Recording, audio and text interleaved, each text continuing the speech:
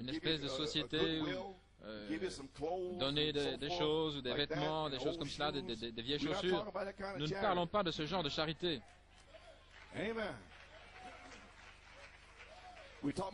Nous parlons de l'amour divin, l'amour agapao. C'est l'amour divin, spontané. Maintenant, il y a 9 ingrédients que j'ai pris ici dans 1 Corinthiens 13 de l'amour divin. C'est juste dans les Écritures ici. La patience, c'est l'amour passif.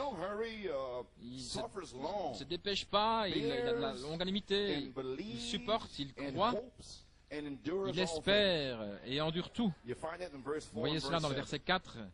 Verset 7, la gentillesse, numéro 2, l'amour en action. Gloire à Dieu.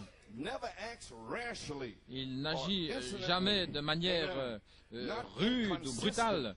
Il n'est pas inconsistant ou enflé d'orgueil ou de fierté. Gloire à Dieu.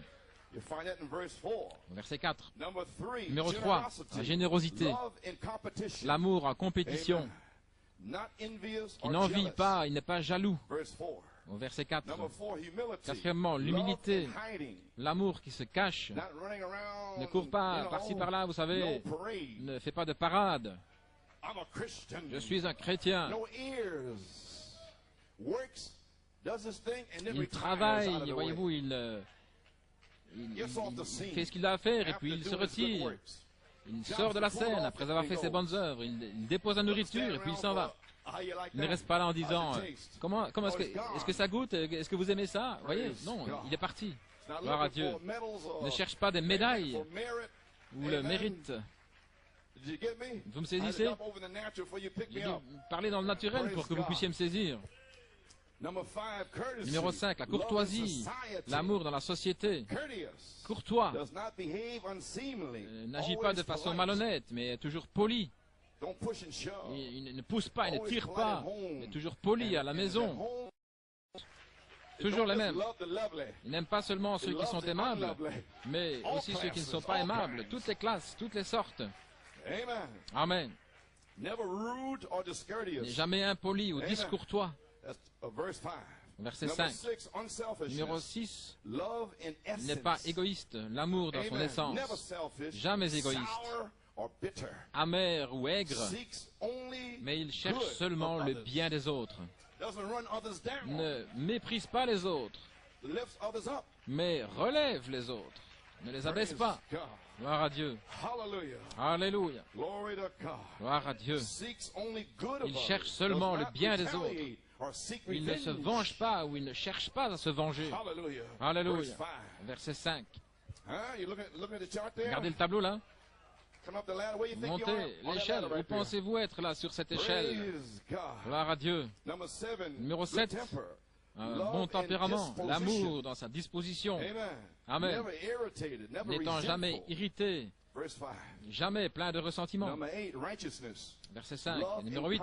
La justice, l'amour dans sa conduite, qui déteste le péché, n'est jamais content quand les autres font ce qu'il ne faut pas, mais se réjouit toujours de la bonté envers les autres, toujours lent à dévoiler les choses, parce que la charité couvre une multitude de péchés. Alléluia. Il ne va pas chercher les fautes de ses frères et sœurs, mais il les couvre. Alléluia. Toujours désireux de croire les meilleures choses, toujours plein d'espérance et supporte. Versets 6 et 7. Numéro 9, la sincérité, l'amour dans sa profession. Il n'est jamais plein d'orgueil. Ce n'est pas un hypocrite non plus. Toujours honnête. Il ne laisse pas d'autre impression que ce qui est strictement vrai. Amen. Il n'est jamais auto-suffisant. Et il n'explose pas dans une colère passionnée. Et il ne couvre pas les mauvaises choses. Pourquoi est-ce qu'il m'a dit ça, lui ou elle? Je ne comprends pas. Oh, je ne peux plus aller à l'église. Oh, gloire à Dieu. Mais toujours juste, toujours joyeux et fidèle. Et il sait comment rester silencieux. plein de confiance, toujours présent, bien sûr. Il est là, et puis vous marchez, et puis il fait demi-tour, et il vient, il est là, il est présent. Peu importe ce qui est arrivé, voyez-vous, il est là, instantanément. C'est spontané. Maintenant, il y a une chose qu'il ne peut pas faire.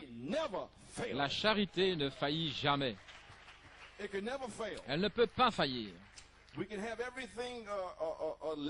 Nous pouvons avoir tout là qui est repris dans les 3 premiers versets là,